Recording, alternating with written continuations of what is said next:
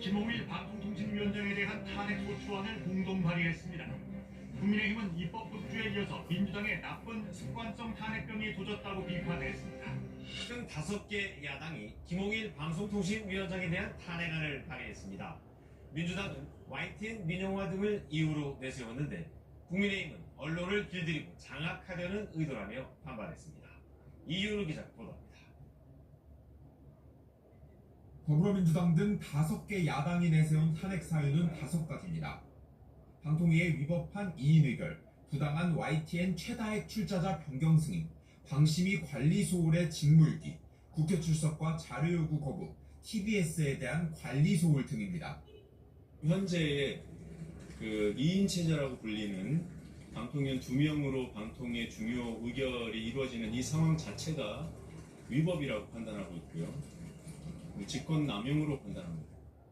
하지만 탄핵안 발의 배경에 대해선 정권의 언론 장악 시도가 계속되고 있다며 정권의 경종을 울리고 총선 민심을 확고히 전달하기 위해서란 점을 분명히 했습니다. 본회의 처리 목표일은 다음 달 3일 또는 4일인데 제적의원 과반 찬성으로 의결되는 만큼 통과가 예상됩니다. 국민의힘은 방송 장악의 검은 의도라며 강하게 반발했습니다. 특히 이재명 전 대표의 사법 리스크 방탄을 위해 언론을 길들이기 위한 속셈이라는 게 국민의힘 시각입니다. 방통위 2인 체제가 문제라면 여권의 지속적인 촉구에도 아랑곳 없이 민주당 추천목 방통위원 후보를 왜 추천하지 않느냐는 겁니다.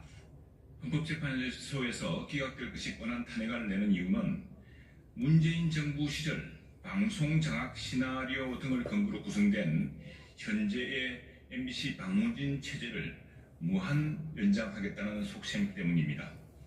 국민의힘은 공영방송 사장 선임 방식을 바꾸는 것을 주 내용으로 하는 이른바 방송 3법을 야당이 속전속결로 재추진하는 것도 정략적 목적이라고 판단하고 있습니다. KBS 뉴스 이윤입니다.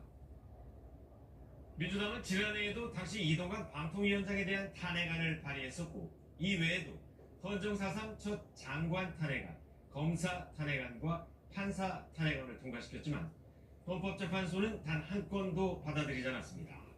국민의힘은 민주당이 습관성 탄핵병에 걸렸다면서 입법권 남용이라고 비판했습니다. 박원기 기자입니다. 더불어민주당이 언론의 자유 침해 등을 이유로 이동관 당시 방송통신위원장에 대한 탄핵안 표결을 시도한 건 지난해 12월. 이 위원장의 자진 사퇴로 표결이 무산되자 당시 민주당은 격앙했습니다. 2인 독임제 형태의 결정은 다 위법한 형태이고 또다시 중대한 결정을 한다면 제2, 제3의 이동관 모두 탄핵시키겠습니다. 상임위원 5명 중 대통령 지명위원 2명만 채워진 상황이 이어지는 중에 주요 의사결정이 이뤄진 데 대해 그동안 야당은 반발해왔습니다.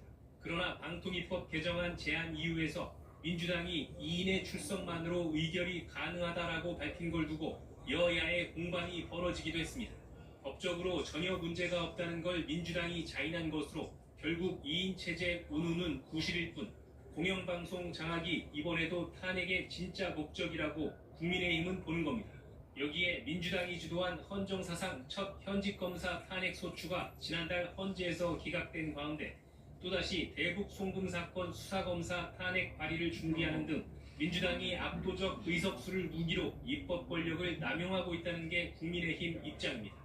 습관성 탄핵병이 한치도 나아지지 않은 채 또다시 등장했습니다.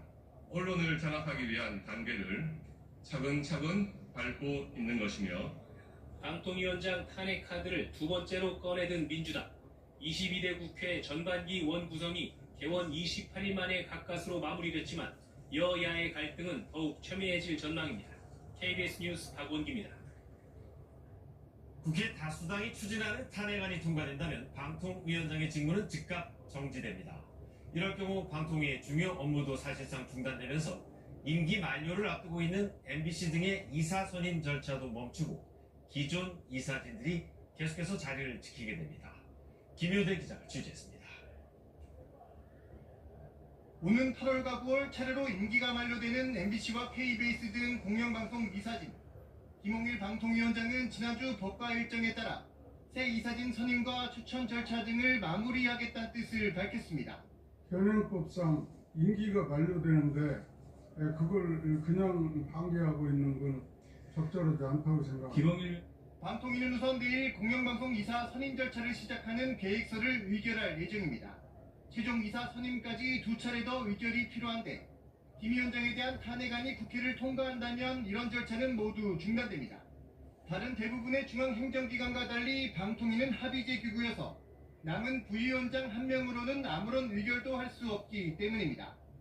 이동관 전 방통위원장이 민주당의 탄핵안 표결 직전 물러나면서 밝힌 사퇴 이유 가운데 하나도 의결 기능 말입니다. 그 심판 결과가 나오기까지 몇 개월이 걸릴지 알 수가 없습니다. 그동안 방통위가 사실상 식물 상태가 되고 관련 법에 따르면 MBC 대주주인 방송문화진흥회 등의 후임 이사진 임명이 없을 경우 기존 이사진이 직무를 계속합니다. 이렇게 되면 MBC는 권태선 박문진 이사장 체제가 새 이사진 임명 때까지 계속되는 겁니다.